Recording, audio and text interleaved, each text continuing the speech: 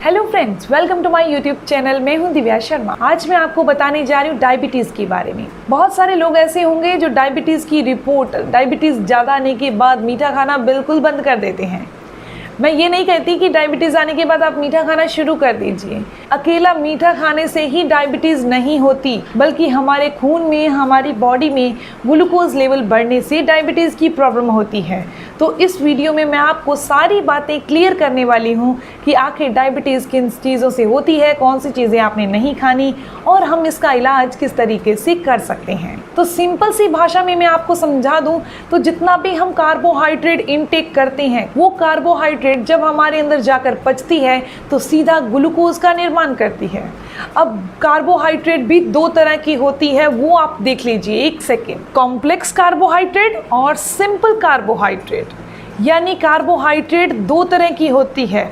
एक कार्बोहाइड्रेट हम खा सकते हैं डायबिटीज़ की समस्या में, दूसरी कार्बोहाइड्रेट हम नहीं खा सकते। तो जानते हैं ये कार्बोहाइड्रेट हमारे अंदर ग्लूकोज को कैसे बढ़ाती है, उसके बाद डायबिटीज़ कैसे अप होती है। तो अब मैं आपको बताने जा रही हूँ कि कॉम्प्लेक्स कार्बोहाइड्रेट और सिंपल कार्बोहाइड्रेट, कौन सी कार्बोहाइड्रेट ऐसी है जो हमारे अंदर ग्लूकोज को पैदा करती है, यानी कि डायबिटीज़ की प्रॉब्लम को बढ़ाती है।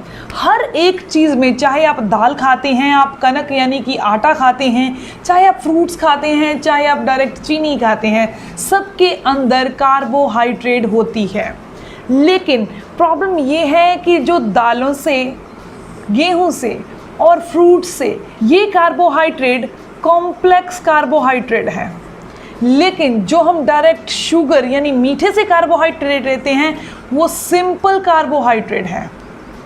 तो ये चीज़ तो आप समझ गए होंगे कि हमारे लिए कॉम्प्लेक्स कार्बोहाइड्रेट अच्छी है, यानी डायबिटीज़ वालों के लिए कॉम्प्लेक्स कार्बोहाइड्रेट अच्छी है और सिंपल कार्बोहाइड्रेट गलत है। तो सीधी सी बात है कि आप कॉम्प्लेक्स कार्बोहाइड्रेट खा सकते हैं, क्योंकि जो कॉम्प्लेक्स कार्बोहाइड्रेट है ना, वो हमारी बॉडी के अंदर जब जाती है, जब हमारी बॉडी के अंदर जाती है ना, तो इसे पचने में काफ़ी टाइम लग जाता है। लेकिन जब डायरेक्ट हम शुगर लेते हैं यानी चीनी लेते हैं या कोई भी मीठा लेते हैं, तो उसे पचने में मात्र 5 से 7 मिनट लगते हैं। तो अगर हमने एक बार शुगर यानी चीनी खा ली तो उसे पचने में 15 मिनट लगे ज़्यादा से ज़्यादा, और उसके बाद फिर हमने थोड़े टाइम के बाद ले ली। अब पहले वाली ही हमारी बॉडी में पड़ी है, तो दूसरे वाली का क्या करेगा, ग्लूकोज लेवल बढ़ता जाएगा, यानी डायबिटीज़ की प्रॉब्लम बढ़ती जाएगी। ये सारी प्रक्रिया को भी मैं आपको समझाना चाहती हूँ। एक सेकेंड। बहुत सारे लोगों को ये लगता होगा, क्या हम फ्रूट खा सकते हैं, यानी कि फल खा सकते हैं, इसके अंदर तो नेचुरल शुगर होती है। तो मैं आपका डाइट प्लान आप खुद बनाएंगे, ऐसा आपको तरीका बता देती हूँ।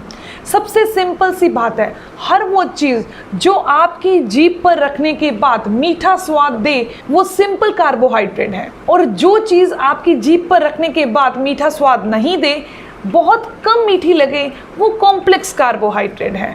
तो जैसे कि फ्रूट्स होते हैं, पपीता है, बहुत मीठा है, बहुत पीला पीला पपीता है, बहुत मीठा है, हर इंसान ये कह रहा है इसे खाने के बाद कि ये तो बहुत मीठा है। तो उसके अंदर सिंपल कार्बोहाइड्रेट है जो कि डायबिटिक पेशेंट नहीं खा सकता। जामुन है, वो आप खा सकते हैं, क्योंकि उसके अंदर की जो मिठास है वो कॉम्प्लेक्स कार्बोहाइड्रेट है।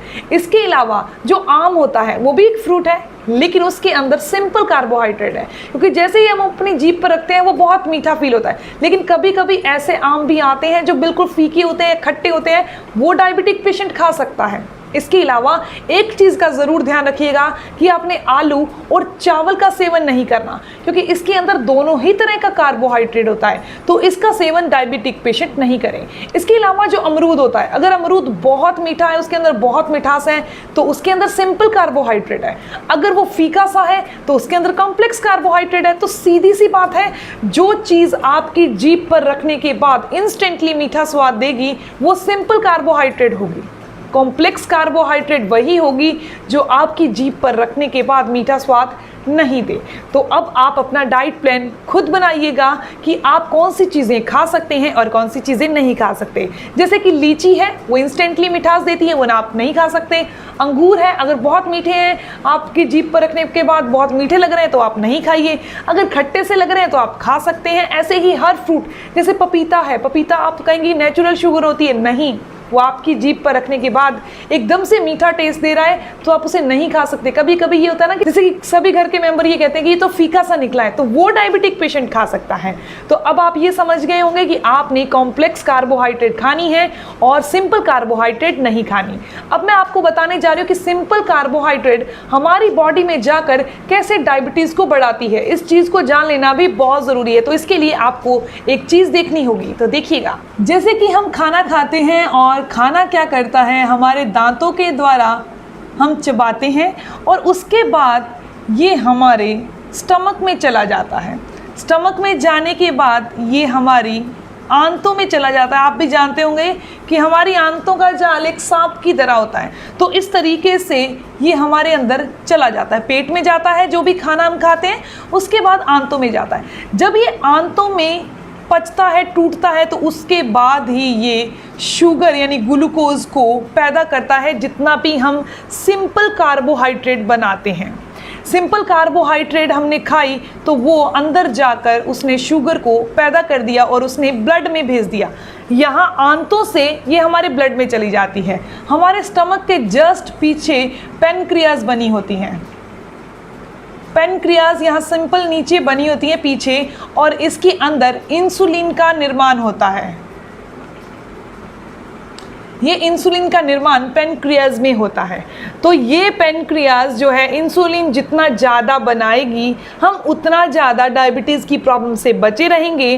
जितना कम बनाएगी उतना ज़्यादा हम डायबिटीज़ की प्रॉब्लम में फंसते जाएंगे। अब होता क्या है, हर एक जो ये शुगर है ना, शुगर हमारे ब्लड में तो चली गई। अब इंसुलिन का काम है इस शुगर को, इस जो ग्लूकोज को काम में लेने का।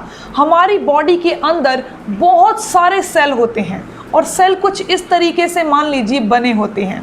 हर एक सेल को एनर्जी की ज़रूरत होती है। तो ये जो इंसुलिन है ना, वो हर एक सेल के ऊपर यहाँ दीवार पर बैठा है और इस ग्लूकोज को अंदर लेके आने का काम करता है। लेकिन सपोज कीजिए कि अगर आपकी बॉडी इस इंसुलिन को कम बनाती है, यानी ना तो ये इंसुलिन है या ना ये इंसुलिन है ना ये, यानी सिर्फ ये है, तो जितना भी शुगर, जितना भी ग्लूकोज आपने सिंपल कार्बोहाइड्रेट खाई, तो जितना भी आपके अंदर ग्लूकोज बना वो सिर्फ एक ही इंसुलिन बचा है जिसने सेल को देना है। तो इसे अंदर डालने में कितना टाइम में लगेगा?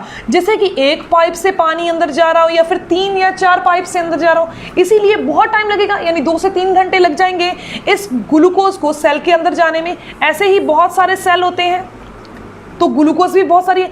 अभी आपके अंदर इंसुलिन ही कम है। अगर आपके अंदर इंसुलिन का पैदावार, प्रोडक्शन ही कम हो रहा है, तो वो कैसे आपके अंदर ज़्यादा ग्लूकोज को भेज सकेगा? आपके पास तो इंसुलिन एक है, तो कैसे ज़्यादा जाएगी?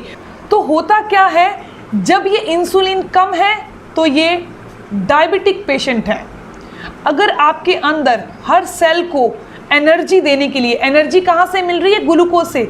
हर सेल को एनर्जी देने के लिए अगर पर्याप्त इंसुलिन है तो ये एक सिंपल इंसान है। ये तो आप समझ गए होंगे कि अगर हमारे अंदर इंसुलिन है तो जितना भी हमारे ब्लड के अंदर ग्लूकोज है, मीठा है, वो इंसुलिन सेल को दे देगा और सेल जो है एनर्जी के तौर पर हमारी बॉडी यूज़ कर लेगी। लेकिन अगर हमारी बॉडी के अंदर ना ये इंसुलिन है ना ये, सिर्फ एक इंसुलिन है, तो इसे पचाने में 2 से 3 घंटे लग जाएंगे। तो ऐसे ही और खाना हमने खा लिया तो और बॉडी के अंदर ग्लूकोज यानी मीठा और ब्लड के अंदर घुल गया, तो अब वो ग्लूकोज क्या करेगा? डायबिटीज़ को अप करता जाएगा। तो ये एक डायबिटिक पेशेंट की तरह होता है। तो अब आप ये तो समझ गए होंगे कि डायबिटिक पेशेंट जितनी भी सिंपल कार्बोहाइड्रेट लेगा वो सीधा जाकर ग्लूकोज में कन्वर्ट होती है।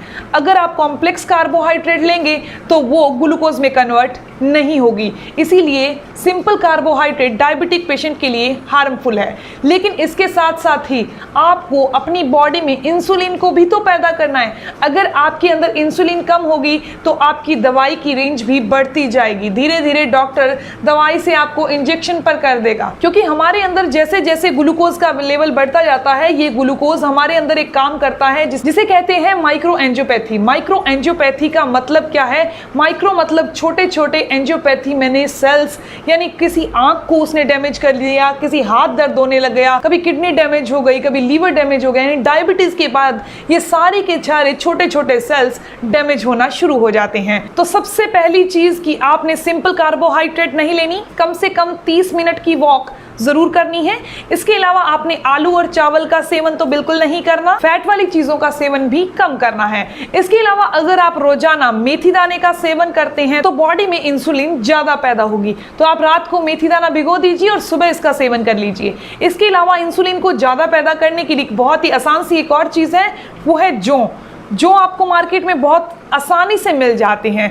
जो नवरात्रों के दिनों में खेतरी बीजी जाती है, उसमें जौ डालकर ही तो खेतरी बीजी जाती है। वो जौ, उस जैसे ही जौ आपने लेनी है और पानी में भिगो देने 1 चम्मच, और सुबह उसका पानी पी लेना है।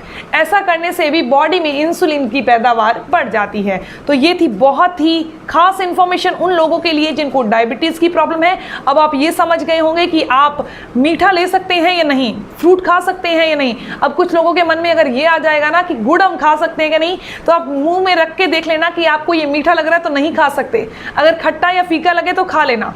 तो ये थी बहुत ही खास इन्फॉर्मेशन। अगर अच्छी लगी तो लाइक जरूर करिएगा और अपने फ्रेंड्स के साथ जरूर शेयर करिएगा। मिलते हैं नेक्स्ट वीडियो में, तब तक के लिए stay healthy, always be happy. Thank you for watching my video. Okay, bye.